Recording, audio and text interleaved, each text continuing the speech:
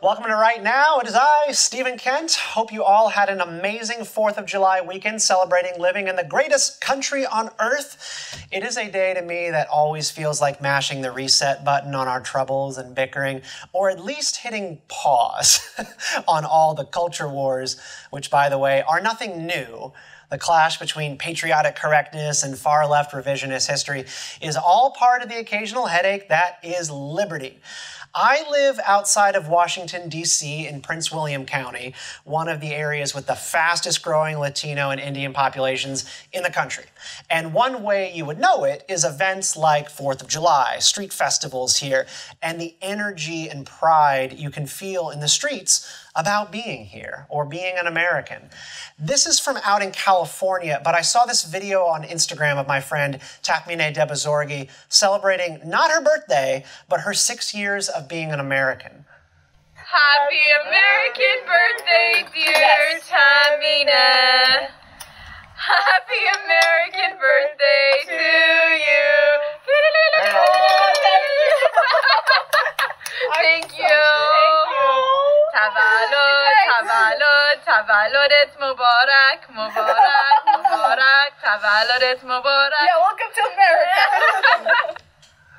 2 thumbs up. I love it. She came here from Iran. She knows what Independence Day means. And we are losing that, in part because of apathy, and in part because of the malice on part of nativists and Marxists. That's just the truth. Send us a video or pic on social from your July 4th celebration, something that captures all the joy of being an American. Tag us on Twitter, Instagram, or Facebook at RightlyAJ, and do subscribe here on YouTube or your podcatcher. I'm on Twitter also at Stephen_Kent89. Would love to talk to you. So anyways, what we have here is something to be proud of. It's worth defending. And that starts with how we raise the next generation and talk to them about this country and the ideas that built it.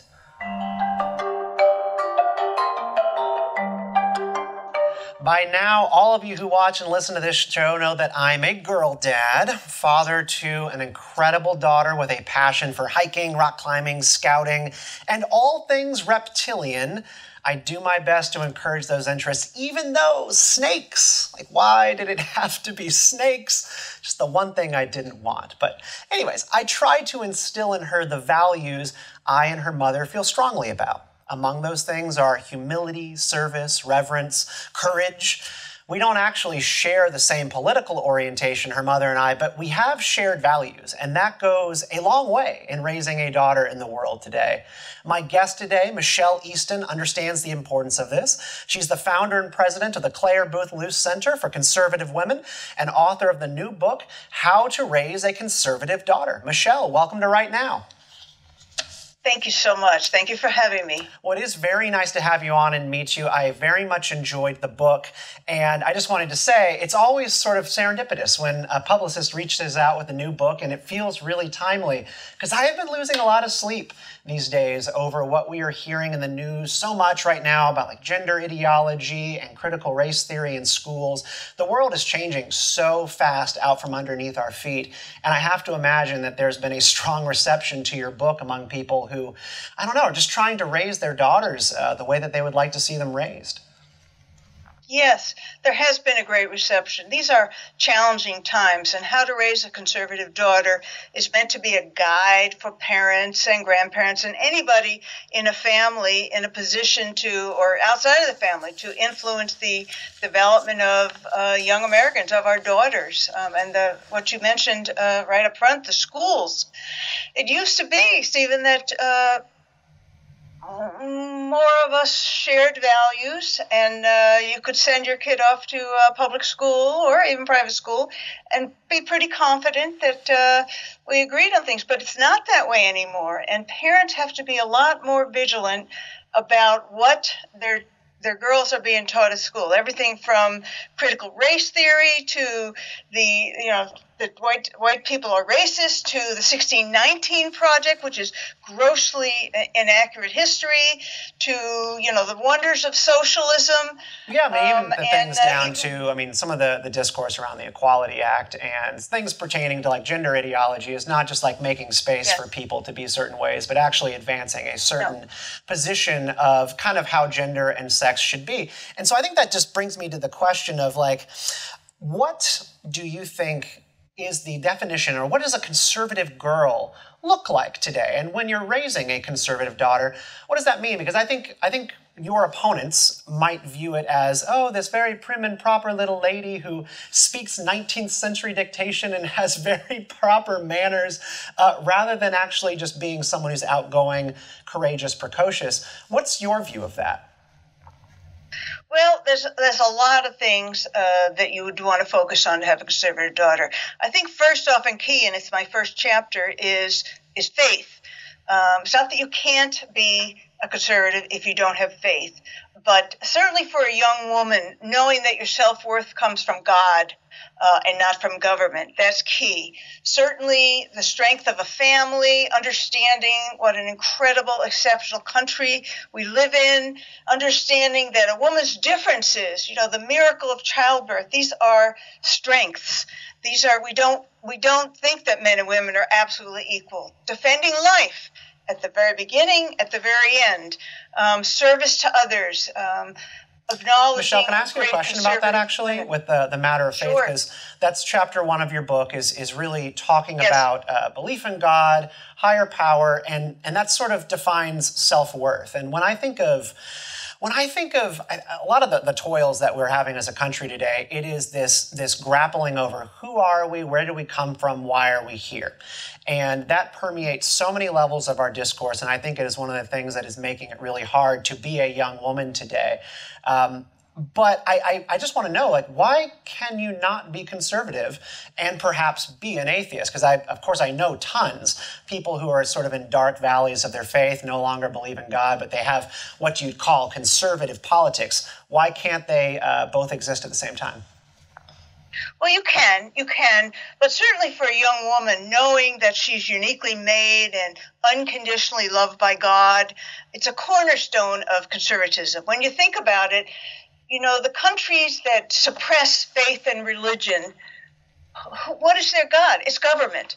You look at communist countries, socialist countries where, North Korea, communist China, Cuba, where believers are thrown in jail for religious beliefs and expression. Why is that? It's because if you believe in God, for example, in America, our rights don't come from government. Our rights come from God, and the Declaration of Independence states that very clearly. It's what makes us different and unique. So a belief in God, as God gives us our basic rights and our basic self and soul, as opposed to government, free stuff from government. This is a difference between most conservatives and the left. Yeah, I mean, I've said many times in the past, it's one of those great bulwarks against tyrannical government. A tyrannical government cannot exist if its people believe that they are made by a higher power and that the ultimate power in the universe is in fact not sitting in the Capitol building of XYZ country, city, or state. Like, that is a huge orientation of the way that you order your life. Can we talk a little bit about femininity? I would like to know how you sort of rank, traditional definitions of femininity in being conservative and how to raise your daughter. Because I'm the father of, I guess, what you would call in the old world a tomboy. You don't hear that word thrown around very much anymore. And I think it used to very much be the case that there was an understanding. Girls could be a lot of different ways and they could have sort of different characteristics. But I swear, and it's not an over-exaggeration to say, like, there are people now who, if your daughter exhibits like what you would call masculine traits or likes to get rough and get in the mud and all that stuff, they're like, whoa, well, she might be a boy. She's in a couple of years, she's going to change her identity. And they're talking to kids about this stuff behind closed doors away from parents. And it's kind of unnerving, but I think you've got a more complicated view of this. Yeah, I mean, that is totally wacky. since the beginning of time. Some girls are all ruffles and pink when they're younger. Others like to climb trees and play in the mud, and that's fine. And I think as parents, we want to encourage our daughters to be what comes naturally to them. It has this whole transgender movement is so difficult for people to deal with. I mean, it's the notion that, oh, well, because she's a tomboy, she wants to be a boy. That's crazy. She's a girl. She's a biological girl, and she may always be athletic and interested in those kind of things. But the differences between women and men, the differences are our strength. It's the natural variations between men and women that are biological. The miracle of childbirth that elevates women in a way that nothing else can. And yet, this notion that men and women are absolutely equal is a feminist notion and a left-wing notion. It's not helpful. There are differences. There's no differences. Equality? I know this is a decades-old debate, right? Like it kind of goes back to the Equal Rights Amendment, and now we have stuff like the Equality Act, and conservatives kind of say like equality is kind of a weird notion to be pursuing. Why are women and men not equal in your view? What is that? They're not physically equal, but they're intellectually equal. There are differences in the bodies. We have a wonderful little booklet that we put out here about the differences when it comes to intimacy. It's called A Guide to Hooking Up. It's for college girls, and it's a medical. Yours is probably too little for this yet. I'm guessing rule number one in the guide is don't do it. A guide to hooking up. The guide is really it's not moralistic, which I like to be moralistic. It's totally scientific. It talks about the differences between men and women when it comes to intimacy. Women just kissing and hugging. This hormone comes out. It's the same hormone that women have when they nurse their babies. They bond. They fall in love. Men and women generally are different when it comes to intimacy. Now, don't tell me we're exactly the same. We're not. And from the beginning of time, mothers have been telling their girls, you want to limit your activity at a certain age until you really know what you want. Men are different than women when it comes to the physical response to physical intimacy. There's a big difference, okay?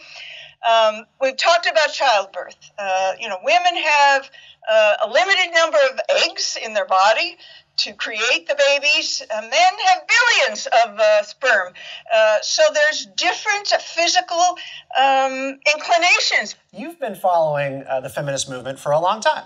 You've seen sort of a lot of its different phases, and how do we get to where we are now, where the feminist movement of today, in the weirdest ways, and this has seeped into the Biden administration and some of their recent dictates that they've handed down, where they refer to women as birthing persons because they don't want to alienate the transgender movement when talking about who is a woman and who is not. I mean, what kind of feminist refers to womanhood as being a birthing person?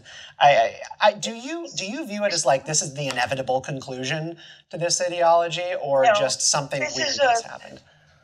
It's a weird blip. The original feminists or suffragettes, it was all about equal treatment under the law and women voting. And of course, we were all for that. But way back in the day, Mrs. Luce, Clare Luce, called herself a feminist back when it meant strong, courageous, ambitious woman. But the notion that that anybody can have a child, a birthing person, it's just wacky. It's just totally wacky. And you can only wonder. I mean, your heart goes out to people who are terribly confused about their sexuality.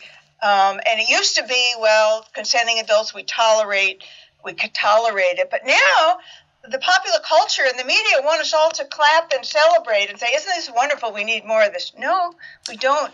Yeah, and I think that exactly, like that brings up, and this is why I think the first chapter of your book is so important, is because so much of the modern world, modernity at large, it is all about finding your worth in momentary trends, things that are happening right now, being part of movements, moving to New York after you finally turn 18 and discovering yourself in the city up until you're 35 and then finally wonder what happened to my life the past 10 years, rather than finding your worth in you, and I would say also in God, like, right, finding your worth somewhere else. But I just feel like people don't know who they are, and that is part of the ideology that I think you are challenging, is teaching girls to know themselves, and that is part of being a conservative young woman. Yes, and it's understanding the difference between the self-worth that comes from God and the self-esteem that we're supposed to all tell kids. My sister was a teacher. She was told to tell the children numerous times throughout the day how awesome they were. Well, they weren't always awesome, and then when they were awesome, they'd heard it too many times, so it didn't matter. That is very different, that self-satisfaction from self-worth, which is your sense of your own value as a human being. And that's what comes from God. And that's why conservatism and religious faith are inextricably linked, and it's why totalitarian governments impose atheism on their people. They want people to look to government, not to God, not to their inner strength and spirit, for the most important things in life. And it's what makes conservatives and leftists quite different. Yeah, I was taking my daughter out on a little nature excursion the other week, and we were doing what we like to do on the weekends, which is she likes to hunt for snakes and snatch them right out of the river, big, scary things. And it had been a couple of weeks since we had last caught one. And so she was a little, what would be the word, like a little squeamish. She was a little bit skittish about making the grab. So she's out in the river, knee deep in this water. She sees one right in front of her on a rock, and she's starting to kind of tremble. And I'm like, Sylvia, are you afraid? Like, you do this all the time. What's the problem? And she looked at me, and I could see the fear in her eyes. And I didn't really know what to say in that moment beside it. I looked at her, and I said, Sylvia, look at me. I said, remember who you are. Remember who you are. You've done this a million times. You know you can do this. And it was, I think, just like reminding her that she knows who she is. And then she reached out and made that grab, and she let that fear go in just that moment. But the world just so often is trying to tell you that you're somebody else other than the person that you know in your most quiet moments, your real soul, your convictions, and the things that you love and are interested in. You are a wonderful father to be doing that with her, even if you don't like snakes yourself. It's a true but you're nightmare. right. I can imagine. It's something inner, and it's why How to Raise a Conservative Daughter is really key right now, because the culture today, the social media, I mean, so many parents just don't recognize how toxic it is, Stephen. The indoctrination in the schools, the entertainment industry. Parents have to be really alert and have to really watch, have to talk. Dinner table conversations are so critical, and you can't just assume that they're going to understand all this, because it's not a fair fight. There's so much left-wing, feminist, atheist philosophy that they're getting in every other sphere of life outside of you and the home, and you and your wife and your values. Do you think too much? It's not a fair fight. Something more hardline needs to be done about kids and social media? Because I'm kind of lucky in this regard, in that my child is kind of a Luddite by choice. She's not interested in it, and I've never had to fight her over a phone. Right. But do you think that, like, raising a conservative child at some point comes up against social media culture, which is all about, group dynamics, like clapter from your friends, getting satisfaction from people that you don't know, or applause from people that you don't know? Are they compatible? And do you think that parents need to take a harder line, and maybe just saying, actually, no, social media accounts are not appropriate for a child age, 1 through 18 even? Yeah. I mean, I can see what you're saying, and I think it's probably not practical to totally ban it, but at a minimum, it should be very much restricted. When you look at all the things that girls can do, they can have much richer things in their life, be in church groups, do athletics, do art, do music, read, teach your daughters to read, let them see you reading. It's such a richer, more fulfilling kind of life than some of the silliness on social media, which is addictive. It is addictive. So at a minimum, as a parent, you want to limit it tremendously, and get your girl involved in all kinds of other things that are much richer, that'll mean a lot more to her, family activities, religious activities, because it is contrary to the values of an awful lot of moms and dads, and it's very hard to control. So I want to give you an opportunity to put me on trial here, because I have heard from different friends in my life across the conservative kind of spectrum that exists about my choice to allow my daughter to enroll in what was previously known as the Boy Scouts of America program. So I'm sure you saw about 2 years ago it was, the Boy Scouts opened up, kind of rebranded as the Scouting program, and they started welcoming girls. There are a couple different reasons for this. I think, like, you know, there's their financial troubles. Then there's also just trying to get members in to actually pay some of their bills. And then there's also the cultural stuff, right? You get social media applause from everybody except the Girl Scouts if the Boy Scouts then sort of start to disregard the gender or sex-based barriers into the program. But I was faced with this decision, which is I have this kind of daughter who loves this stuff. She doesn't want to be in Girl Scouts because she wants to do specifically what I did. She wants to be an Eagle Scout. And I was like, okay, I think the Boy Scouting program was virtuous, teaches you good things. The Scout is trustworthy, loyal, helpful, friendly, courteous, kind, obedient, cheerful, thrifty, brave, clean, and reverent. And I was like, those are the things I want you to know. And I don't know what they teach in Girl Scouts, so I'm not going to put you in it. What do you think of that decision? And am I sacrificing or putting anything at risk with a decision like that? I don't think you are. You know, Dad, you're looking at it and you're seeing these are things your daughter's interested in. I was a Girl Scout. I learned some boy stuff, if you call it boy stuff. I learned how to do a campfire. I learned some camping things. You know, the Boy Scouts made the decision to let the girls in. That's another topic. But you got a good troop there. You've got a good scoutmaster. They're doing stuff your daughter wants. You know, it wasn't your decision to open it up to girls. So if it's good, she's well supervised, she's enjoying it, I don't see that it's a big problem. You want her to be active. About your thoughts on that decision to kind of open up the program and put boys and girls like in that situation together where the Girl Scouts are still mostly closed off. I mean, what do you think about that? And do you think that on the big picture is sort of detrimental to the way boys and girls should be raised? Well, maybe. I mean, I'm a big fan of occasionally having boys do things separately from girls. The Clare Luce Center for Conservative Women, which I founded, it's only women. It's not that we don't like men. We're all married. We love men. We have sons. It's because sometimes women, when they are by themselves, can really help the network and advance each other. And I think it's the same for boys. I'm fine with lots of co-ed stuff. You know, should the Boy Scouts have done it? I don't really know, Stephen, but I think that sometimes, you know, when the left, the feminists want everything to be co-ed, and I think that's wrong. I think boys need to be alone sometimes, girls need to be alone sometimes, and they need to be together. So it sounds like Boy Scouts, they're together now. Yeah. You know. So I guess one of my questions to you on this book, and again, I really liked it. It's, I think one of your endorsements on the book is like, it's like Jordan Peterson's 12 Rules for Life, but for raising a daughter. I think some of that rings true. I also kind of read it and I went, you know, so I understand how some of these are traits of raising a conservative daughter. Like, you know, one of your chapters is managing money, how to be a good steward of your finances, of course, defending life, knowing your differences, hard work is a virtue, rejecting envy, stuff like that. But I sort of think of these things as just like being a good person and being a well-rounded person. And you could probably be a liberal, you could be a progressive and have some of these foundational values. Do you think that it is exclusionary in sort of an unproductive way to say, like, these are specifically conservative values that only a conservative daughter would have? No, I don't, because in each one of these topics that you mentioned, you could go to the left, you could go to the feminists and the liberals, and they would disagree. They would disagree about life. They would disagree about putting kids to work.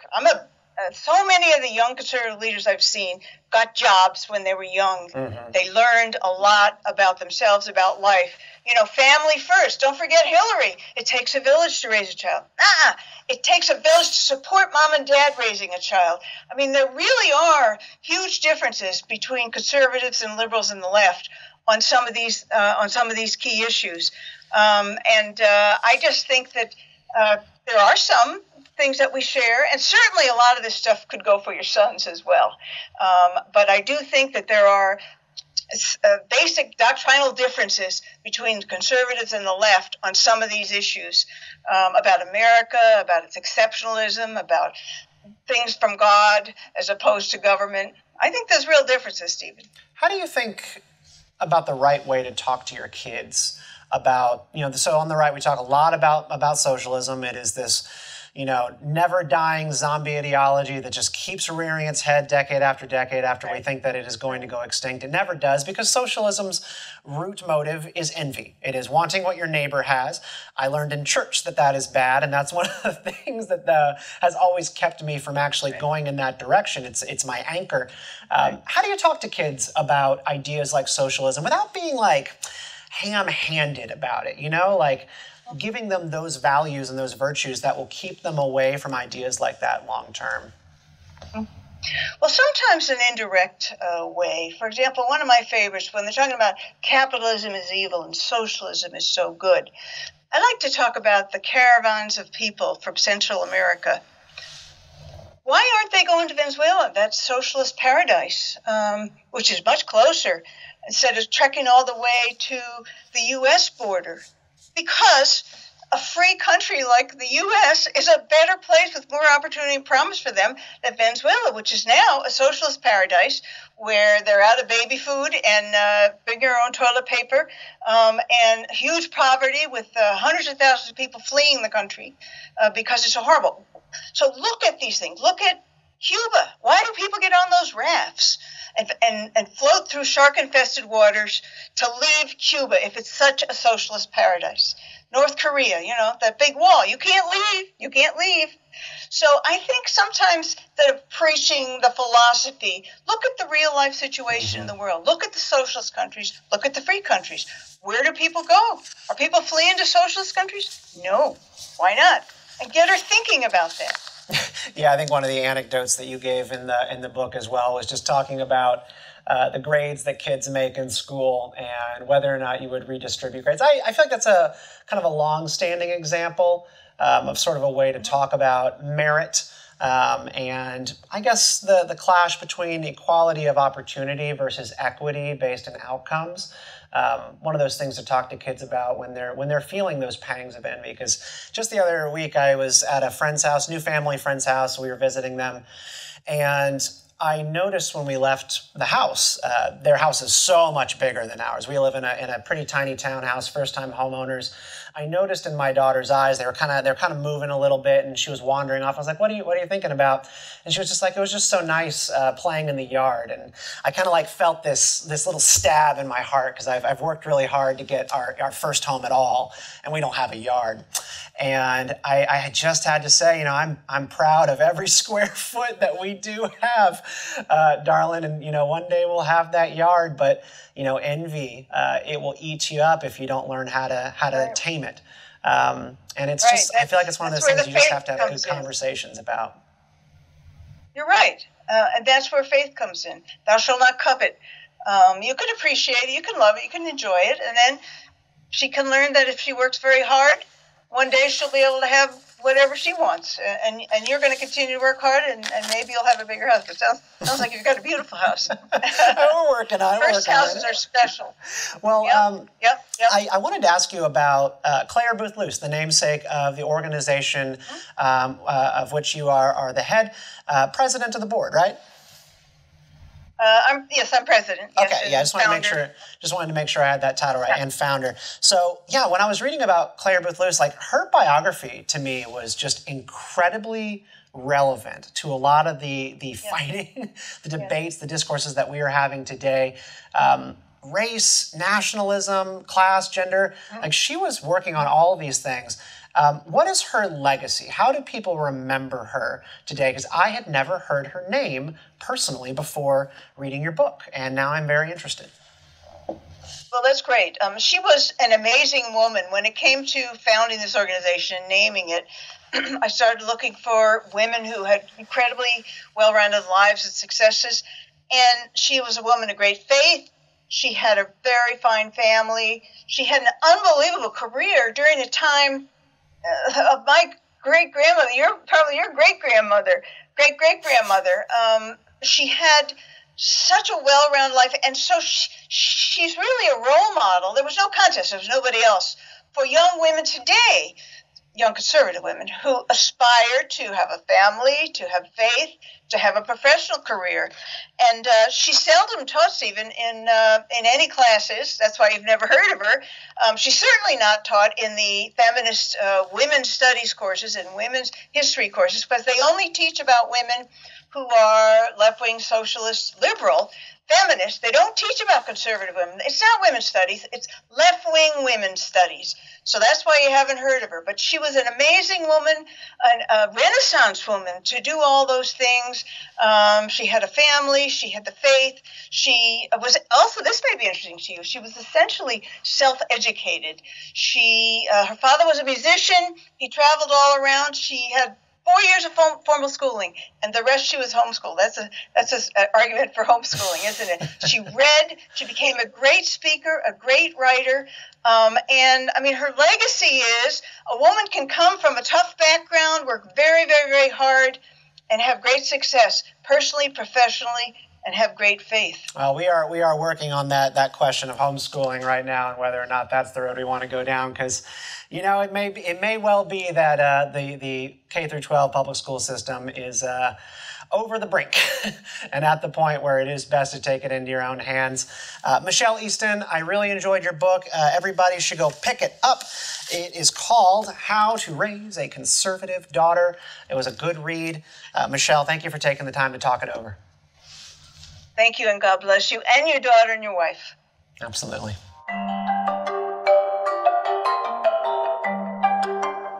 We are always looking for some good news and positive trends here on Right Now, and this week we found it with Matthew McConaughey. He started a little bit of buzz this week from his 4th of July remarks. Let's check them out. Happy birthday, America.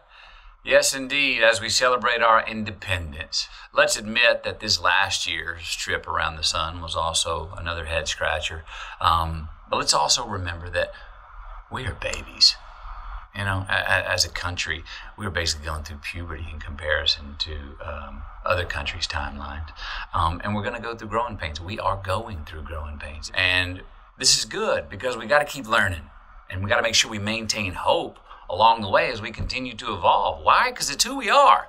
Why? Because the alternative sucks. Right. Yeah, I get it, man. I get it. No. Mind blown.